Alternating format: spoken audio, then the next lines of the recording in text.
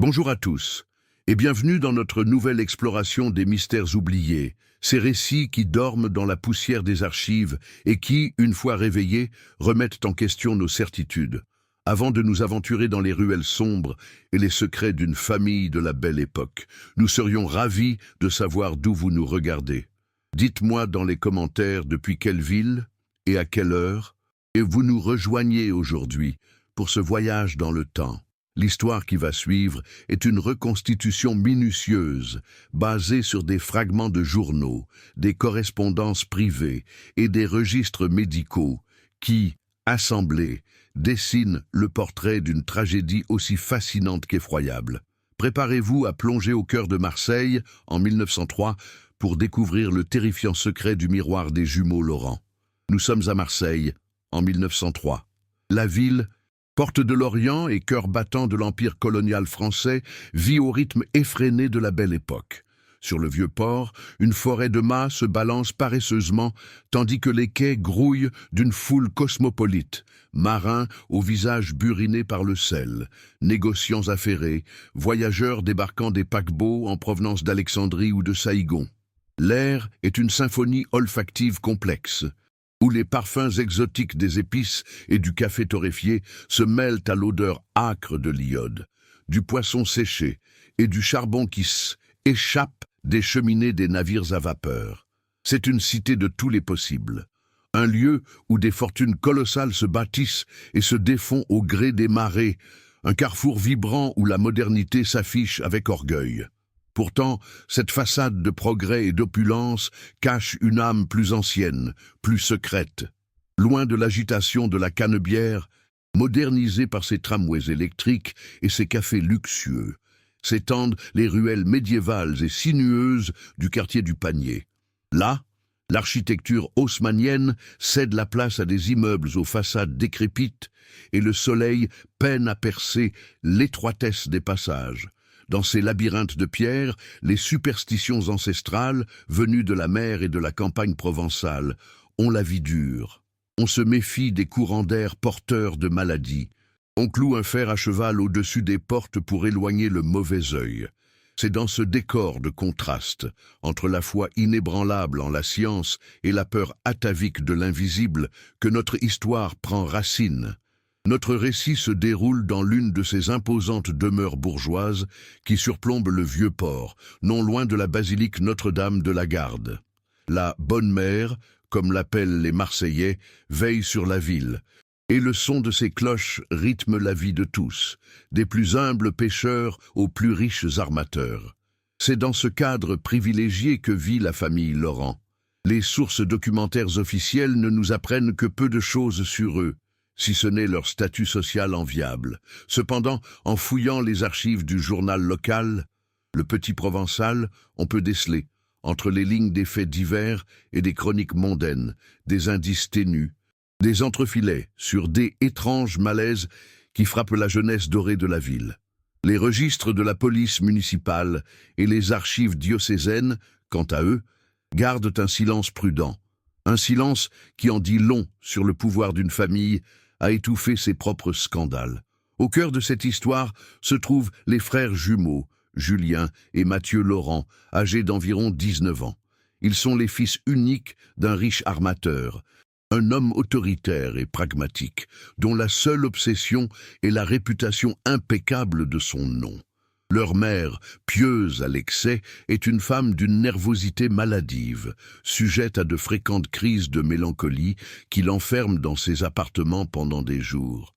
Les jumeaux grandissent dans une atmosphère de luxe et de rigueur, un univers feutré où chaque émotion est contenue, chaque parole pesée. En public, ils incarnent la perfection, beaux, éduqués, promis à un avenir radieux. Mais derrière les murs épais de la demeure familiale, une tension sourde, un secret inavoué, semble empoisonner l'air. Julien, l'aîné de quelques minutes, est le portrait craché de son père, charismatique, extraverti, d'un rationalisme à toute épreuve. Il est le fils parfait, celui qui excellait dans ses études et qui se destine à reprendre les rênes de l'entreprise familiale. Il navigue dans la haute société marseillaise avec une aisance déconcertante. collectionnant les succès et les amitiés. Pour lui, le monde est une mécanique simple, régie par la logique et l'ambition. Il semble totalement imperméable à l'étrangeté qui commence à s'infiltrer dans leur demeure, considérant les angoisses de son frère avec une impatience à peine dissimulée, y voyant une faiblesse de caractère indigne de leur rang.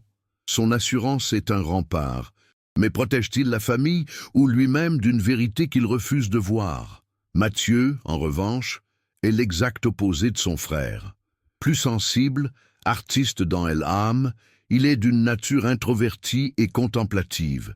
Il préfère la solitude de sa chambre à l'agitation des salons, passant des heures à dessiner dans ses carnets ou à dévorer des ouvrages de poésie symboliste.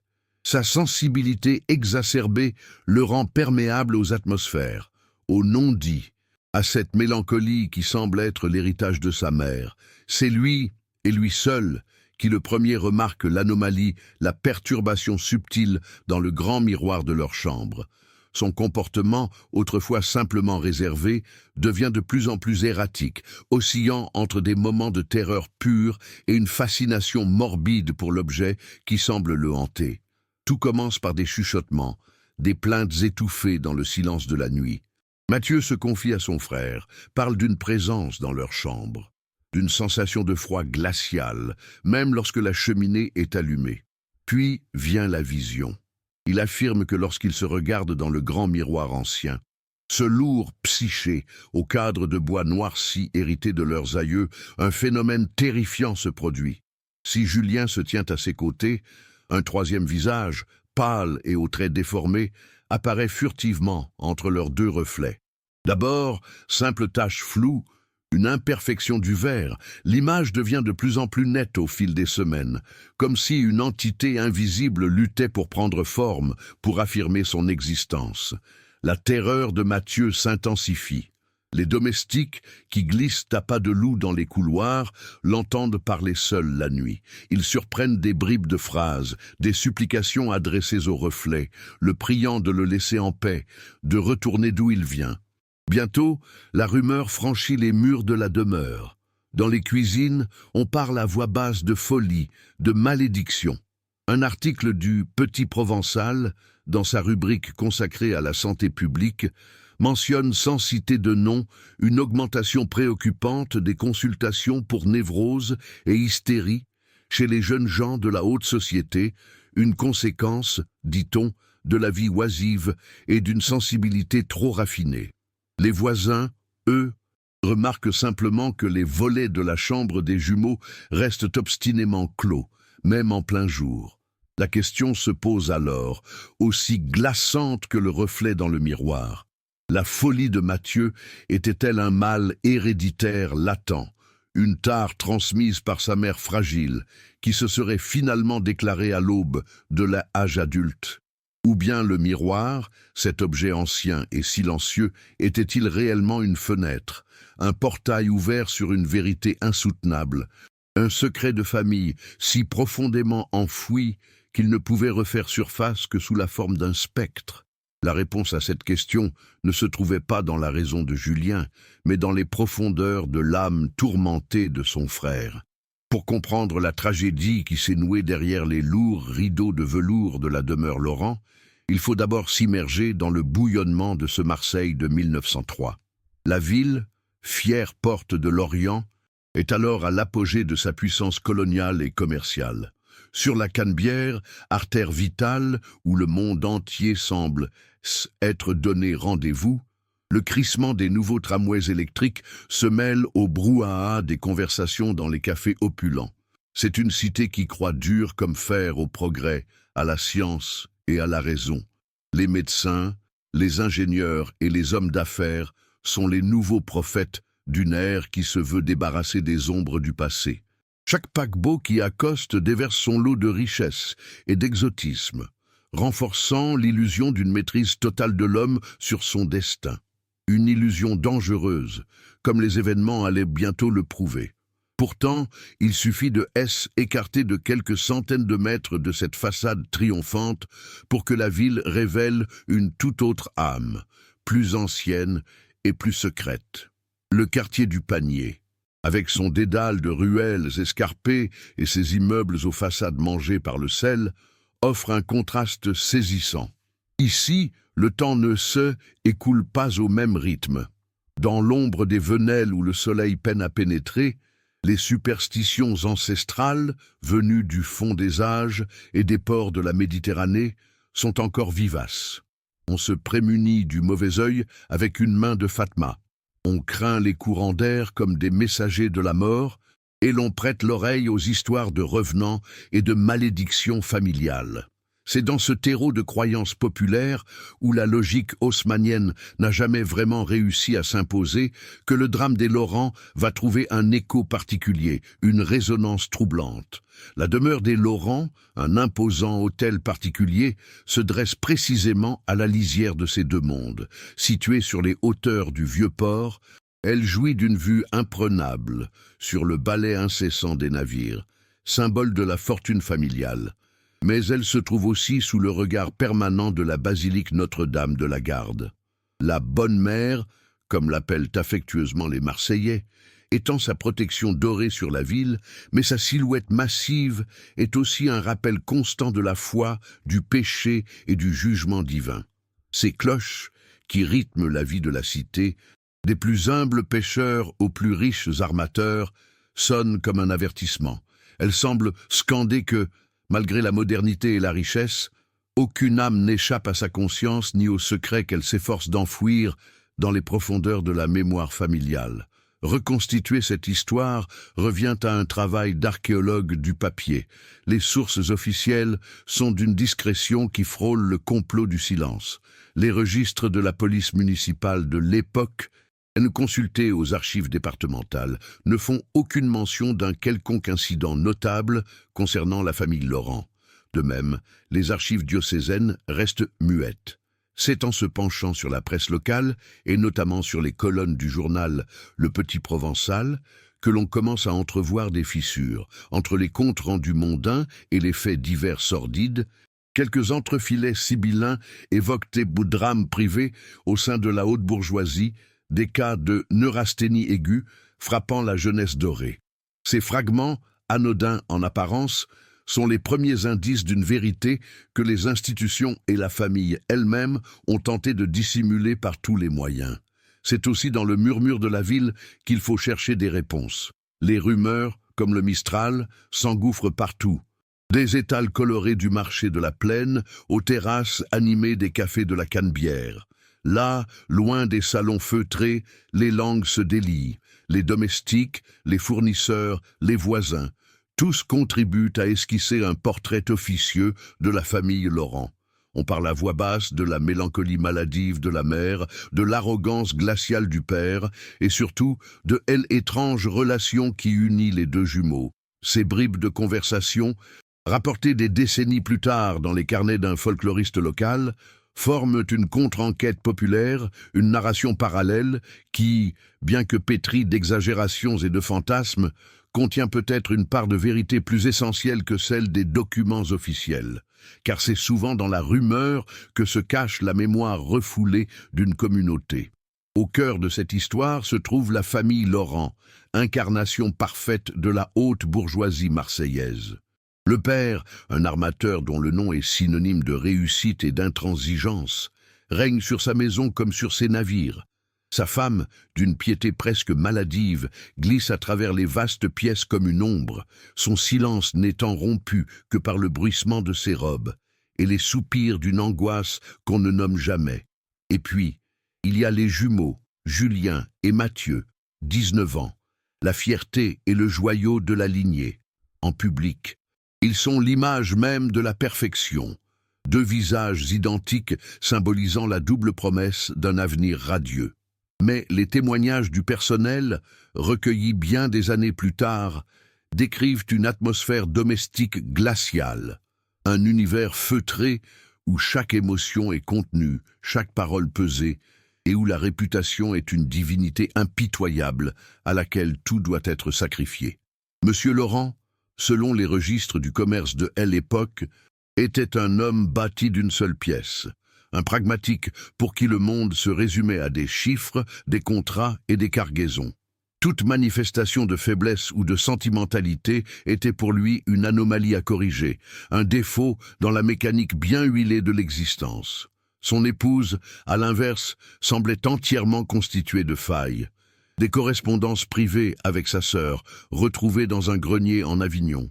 La dépeigne comme une femme tourmentée par une mélancolie noire, sujette à des crises qui l'isolaient du monde pendant des jours. Elle vivait sa foi non comme un réconfort, mais comme une attente perpétuelle du châtiment pour un péché secret. Cette tension entre la rigueur de fer du mari et la fragilité éthérée de l'épouse créait un équilibre précaire, un silence pesant qui empoisonnait l'air de la demeure. Julien, l'aîné de quelques minutes, était le miroir de son père, mais un miroir plus poli, plus charmant. Il naviguait dans la société marseillaise avec une aisance déconcertante, son charisme et son esprit vif lui ouvrant toutes les portes. Les chroniques mondaines du petit provençal le mentionnent fréquemment, louant son éloquence et son avenir prometteur à la tête de l'empire familial. Pour lui, la raison était une forteresse imprenable. Il abordait la vie avec la certitude de ceux qui n'ont jamais connu le doute, considérant les angoisses naissantes de son frère non comme un appel à l'aide, mais comme une faiblesse de caractère, une tache sur le blason familial.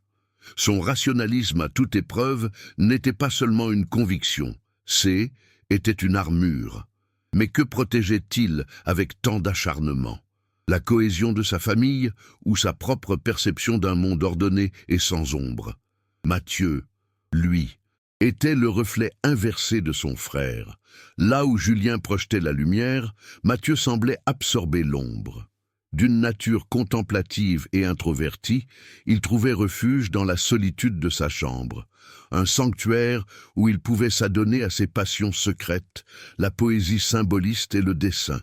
Ses carnets, que l'on dit avoir survécu, seraient remplis d'esquisses au fusain d'une sensibilité exacerbée, des paysages tourmentés, des visages aux expressions insondables. Il avait hérité de la nervosité de sa mère, cette perméabilité aux atmosphères, aux non-dits qui flottaient dans la maison. C'est cette sensibilité à fleur de peau qui fit de lui le premier témoin, la première victime de l'anomalie. C'est son regard d'artiste, habitué à chercher la vérité au-delà des apparences, qui décela le premier le trouble dans la surface lisse du grand miroir ancien de leur chambre. Leur gémellité, cette ressemblance physique parfaite, était le paradoxe central de leur existence. Pour le monde extérieur, ils étaient une entité double et harmonieuse. Mais dans l'intimité de leur chambre, un abîme se creusait. La terreur grandissante de Mathieu se heurtait au mur de déni de Julien. Leurs conversations, rapportées par une femme de chambre attentive, devenaient des dialogues de sourds, l'un décrivant avec une angoisse palpable les visions dans le miroir, l'autre balayant ses craintes avec une impatience froide, les qualifiant de délire ou d'enfantillage. Cette fracture entre les deux frères était plus qu'une simple divergence d'opinion. Était la lutte entre deux manières d'appréhender le réel. Mais la question demeure, lancinante. L'indifférence de Julien était-elle le fruit d'un scepticisme sincère ou le mécanisme de défense désespéré d'un esprit qui sentait la même terreur monter en lui? Mais qui refusait de la nommer? Tout commence de manière insidieuse, non par un cri, mais par un murmure dans l'obscurité. Les premiers signes sont consignés de manière fragmentaire dans ce qui semble être un carnet personnel de Mathieu. Il y décrit une sensation de froid inexplicable qui s'empare de leur chambre, même lorsque le feu crépite dans l'âtre. Puis vient la plainte, adressée à son frère Julien, au sujet d'une présence invisible, d'un poids sur l'atmosphère. Le point de rupture survient devant le grand miroir psyché, héritage familial, au cadre de bois noirci. Mathieu y affirme que, lorsque les deux frères se tiennent côte à côte, un troisième visage, d'une pâleur spectrale et aux traits indistincts, se superpose brièvement entre leurs reflets. D'abord, simple imperfection du verre, une tache floue que Julien balaie d'un revers de main agacé, l'apparition gagne en netteté au fil des semaines, comme une entité luttant pour s'extraire du teint. La terreur de Mathieu, d'abord confiné à l'intimité de la chambre, ne tarde pas à fissurer le vernis de respectabilité de la demeure Laurent. Les domestiques, dans leurs témoignages murmurés bien des années plus tard à un folkloriste local, rapportent l'entendre parler seul durant la nuit. Ce ne sont pas les divagations d'un esprit confus, mais des supplications cohérentes, des prières adressées au reflet, le conjurant de le laisser en paix, de retourner d'où il venait. Ces chuchotements franchissent les murs et se répandent dans les cuisines, puis dans le quartier. Bientôt, un entrefilet dans le Petit Provençal du 12 mai 1903, sous la plume d'un chroniqueur médical, s'inquiète sans citer de nom d'une recrudescence des cas de névrose et d'hystérie, affectant la jeunesse dorée, attribuant ce mal à l'oisiveté et une sensibilité exacerbée par une littérature décadente. Pour les voisins, le seul signe tangible est celui des volets de la chambre des jumeaux, obstinément clos, même sous le soleil écrasant de midi. Face à ces événements, le doute s'installe, aussi pénétrant que l'humidité des murs du panier. Deux récits s'affrontent en silence. D'un côté, celui de la raison, incarné par le pragmatisme de Julien et la science médicale de l'époque. Mathieu ne serait-il pas simplement en train de sombrer dans une folie latente, une tare héréditaire transmise par sa mère à la psyché si fragile? Son esprit d'artiste, trop sensible, n'aurait-il pas simplement créé une hallucination pour matérialiser ses angoisses? De l'autre côté, il y a la conviction terrifiée de Mathieu, la certitude que le miroir n'est pas un simple objet, mais une porte, une surface sensible, qui capte une vérité insoutenable.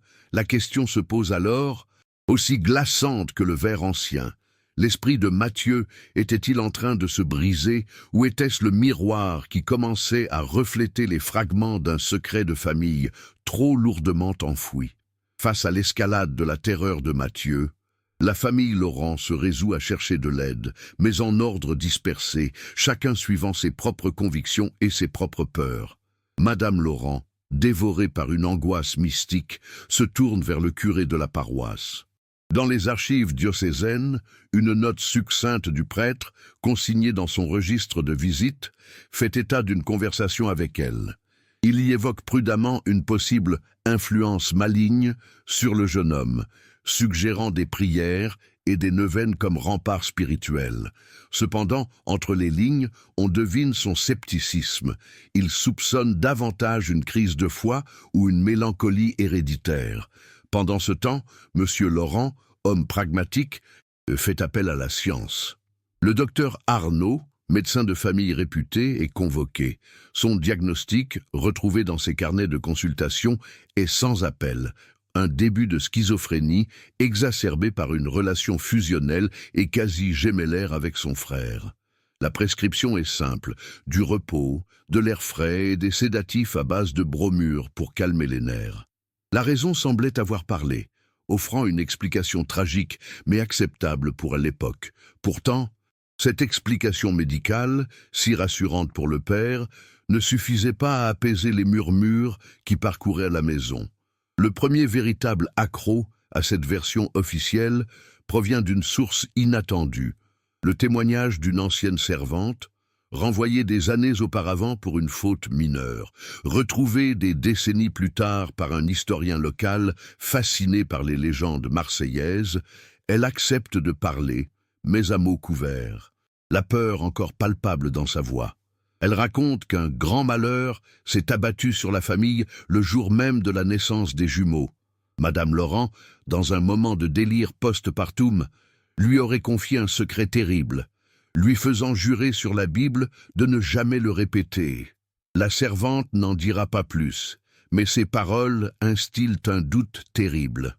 Le mal qui rongeait Mathieu N était peut-être pas une maladie de l'esprit, mais elle écho d'un drame originel, un secret que la famille avait tenté d'enterrer dès le premier jour. Quel événement pouvait être si honteux qu'il faille l'effacer de la mémoire familiale? La clé suivante se trouve dans un objet intime, un document d'une valeur inestimable pour notre enquête.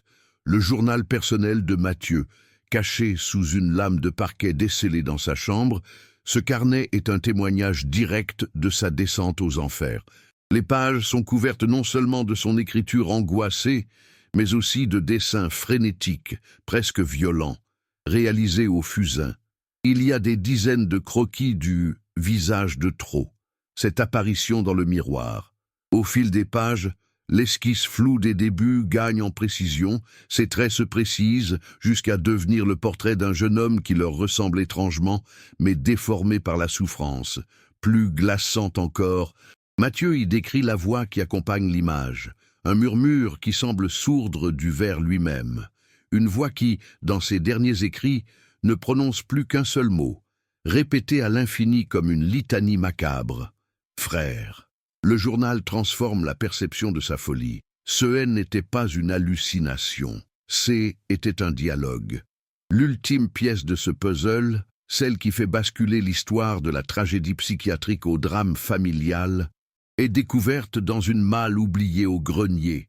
Il s'agit d'une liasse de lettres de Madame Laurent, adressées à sa sœur vivant en Avignon. Dans cette correspondance, la mère des jumeaux ne parle pas de la maladie de son fils, mais de sa propre terreur, une peur viscérale qu'elle nomme le retour du péché. Elle confie son angoisse de voir l'ombre réclamer sa part, une dette ancienne qui viendrait hanter sa famille. Sa peur n'est pas celle d'une mère pour la santé mentale de son enfant, mais celle d'une coupable qui attend son châtiment. La dernière lettre, datée de quelques jours seulement avant l'internement final de Mathieu, est presque illisible, les taches d'encre témoignant des larmes qui l'ont écrite. Elle y révèle enfin que ce péché n'est pas une faute morale abstraite, mais un événement précis, un acte commis le jour même de leur naissance. Quel acte inavouable a pu être commis dans la chambre d'accouchement? Un secret si terrible que son spectre revenait aujourd'hui les hanter à travers le teint d'un miroir. La vérité, comme c'est souvent le cas dans les tragédies familiales, ne se trouvait ni dans les diagnostics des médecins, ni dans les prières des prêtres, mais dans la poussière d'un grenier oublié. C'est là, au milieu des souvenirs mis au rebut et des spectres du passé, qu'une vieille malle en cuir, cerclée de fer rouillé, attendait son heure. Les archives ne précisent pas qui l'ouvrit, mais on peut imaginer la scène, le grincement des gonds, l'odeur de naphtaline et de temps révolu qui s'en échappe. Au fond, sous des robes de baptême jaunies et des jouets d'enfants délaissés, se trouvait une fine enveloppe de papier vélin. À l'intérieur, non pas une lettre, mais un document officiel, un acte de baptême secret, délivré par une petite paroisse de campagne loin de Marseille. La date était la même que celle des jumeaux. Le nom inscrit à l'encre pâlie par les années N était ni Julien ni Mathieu. Il était écrit Luc Laurent. La découverte de ce document fut comme un coup de foudre dans un ciel déjà chargé d'orage. Il ne s'agissait pas d'une hallucination, mais d'une preuve irréfutable qui faisait voler en éclats des années de mensonges. Les Laurent n'avaient pas eu des jumeaux, mais des triplés. Toutes les pièces du puzzle s'assemblaient alors avec une clarté effroyable. Le grand malheur évoqué par l'ancienne servante, le péché qui hantait les lettres de la mère, le silence de plomb du père, des notes marginales sur l'acte, griffonnées par le prêtre de l'époque, suggéraient que l'enfant, Luc, était né avec de graves malformations physiques. Dans une société obsédée par la perfection et la réputation, une telle naissance était une tare, une honte insupportable.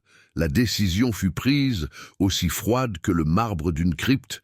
Luc fut déclaré mort-né, son existence effacée, son corps enterré discrètement pour que le secret meure avec lui. Cette révélation recodifiait entièrement la nature du drame. La folie de Mathieu N était plus une pathologie mentale, mais une forme de perméabilité surnaturelle, une sensibilité exacerbée qui lui permettait de capter, l'écho de son frère oublié. Les dessins frénétiques du « visage de trop » n'étaient pas le fruit d'un délire, mais le portrait robot d'une âme en peine. Les murmures qu'il entendait, ce mot unique, « frère », devenait un appel désespéré, une tentative de contact depuis le royaume des ombres. Le rationalisme de Julien, son déni agressif, se révélait être un mécanisme de défense, non pas contre la folie de son frère, mais contre une vérité insoutenable qu'il avait peut-être toujours pressentie au plus profond de lui-même. La maison N n'était pas hantée par un esprit malin, mais par le poids d'une absence, par le fantôme d'un enfant sacrifié sur l'autel de l'orgueil familial. Et le miroir, dans tout cela, son rôle devenait central, presque sinistre. Un détail, rapporté par la même ancienne servante, prenait alors une importance capitale. Ce grand psyché était le seul meuble neuf de la nurserie, installé quelques jours avant l'accouchement. Il avait été le seul témoin silencieux de la brève et tragique existence de Luc, captant peut-être la dernière image de l'enfant avant qu'on ne l'emporte. L'objet N était plus une simple surface réfléchissante, mais une sorte de plaque sensible, une archive psychique où l'empreinte de L, âme de Luc, était restée piégée. Il ne reflétait pas le présent, mais projetait un passé qui refusait de mourir, une injustice qui criait vengeance. Mais si le visage dans le miroir était bien celui de Luc, son apparition était-elle un simple écho du passé ou une présence active cherchant à accomplir quelque chose?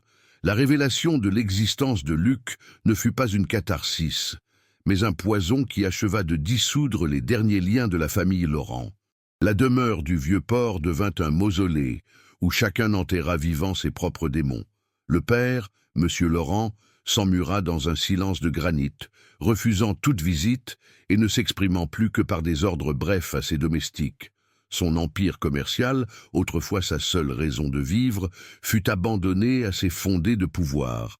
Madame Laurent, quant à elle, sombra définitivement dans une folie où se mêlaient visions mystiques et terreurs nocturnes.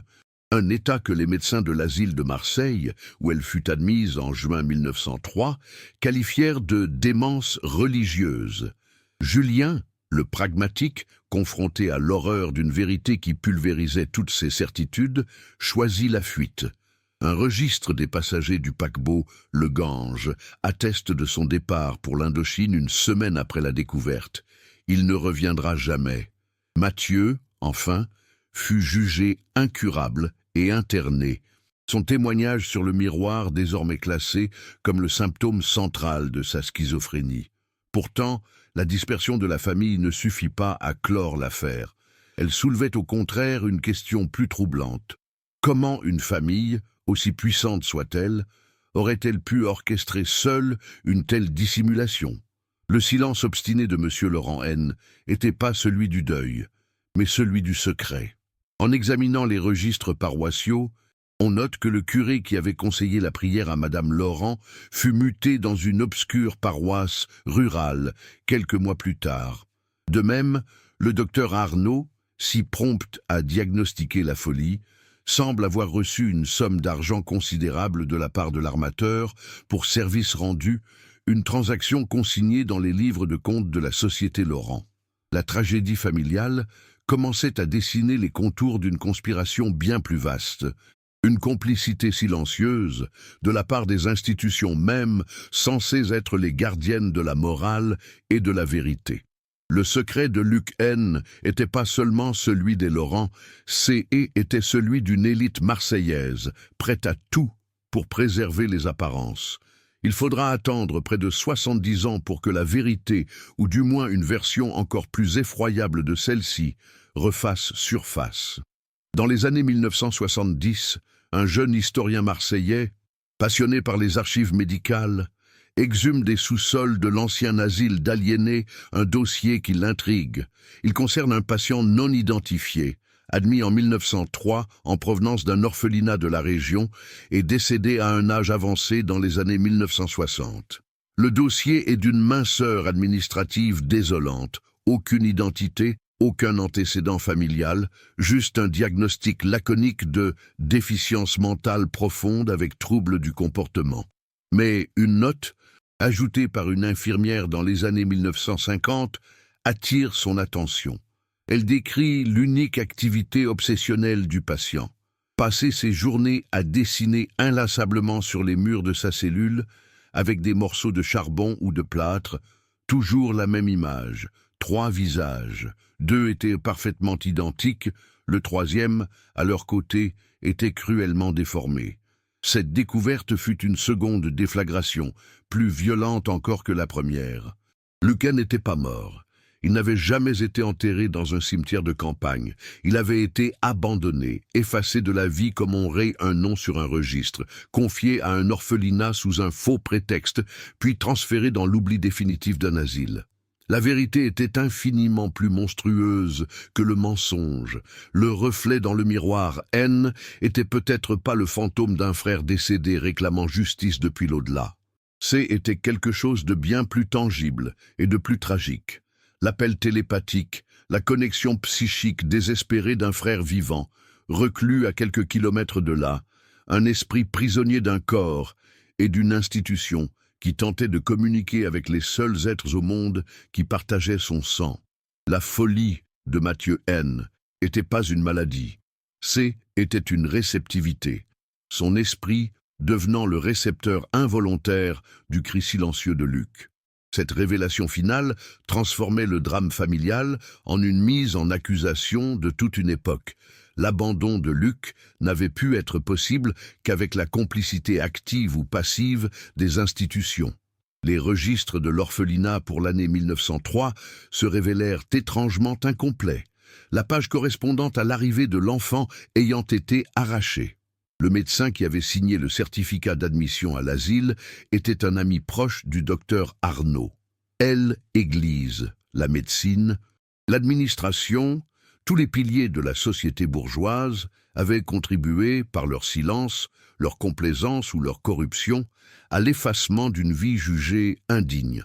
Le secret des Laurent était devenu celui de Marseille. Le miroir ne reflétant plus seulement le spectre d'un enfant, mais le visage hideux d'une société prête à sacrifier ses membres les plus faibles sur l'autel de la respectabilité. Combien d'autres, Luc, ont ainsi été emmurés vivants dans le silence des institutions. Aujourd'hui, plus d'un siècle après les faits, la grande demeure des Laurent se dresse toujours sur les hauteurs du panier, mais son âme a été morcelée. L'imposant hôtel particulier, autrefois théâtre d'un silence glacial, a été divisé en plusieurs appartements habités par des étudiants, des artistes, des familles qui ignorent tout du poids des murs qui les abritent. Pourtant, une mémoire invisible semble persister. Les nouveaux occupants, au fil des ans, ont souvent fait état de phénomènes étranges qu'ils mettent sur le compte de la vétusté de la bâtisse, des courants d'air froid et soudains, même par temps calme, et l'impression fugace d'un reflet qui n'est pas le leur sur les surfaces vitrées. Dans le quartier, la tragédie s'est muée en légende.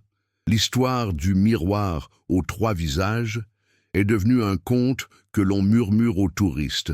Une anecdote pittoresque parmi tant d'autres, vidée de sa substance et de sa douleur originelle.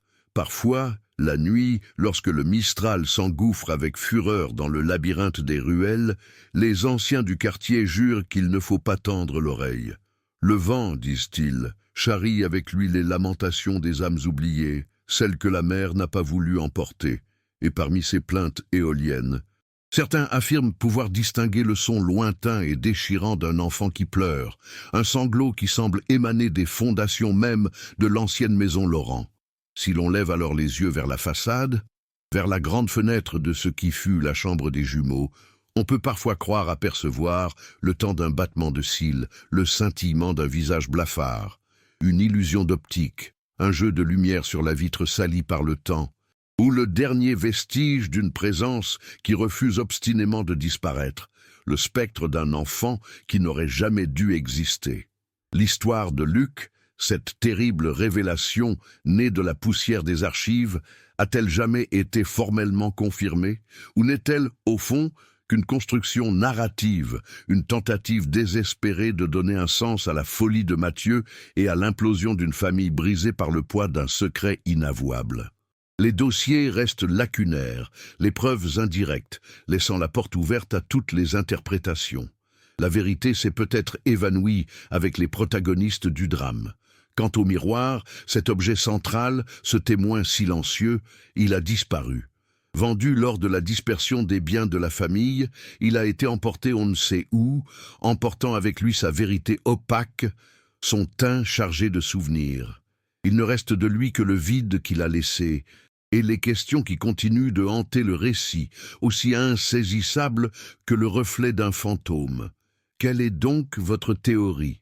Sommes-nous face à la manifestation surnaturelle de l'esprit d'un frère décédé revenant réclamer la place qui lui a été volée? Ou s'agissait-il de l'appel psychique, de la connexion télépathique désespérée d'un enfant vivant mais reclus, criant son existence à travers les murs de sa prison? Ou bien, plus simplement et peut-être plus tragiquement encore, tout ceci n'était-il que le produit de la simple folie, une psychose née d'un secret de famille trop lourd à porter, qui a fini par fissurer l'esprit le plus fragile? Le miroir n'a peut-être jamais rien montré d'autre que la fracture de l'âme humaine face à l'insoutenable. Laissez votre interprétation dans les commentaires et continuons ensemble à explorer les ombres de notre passé.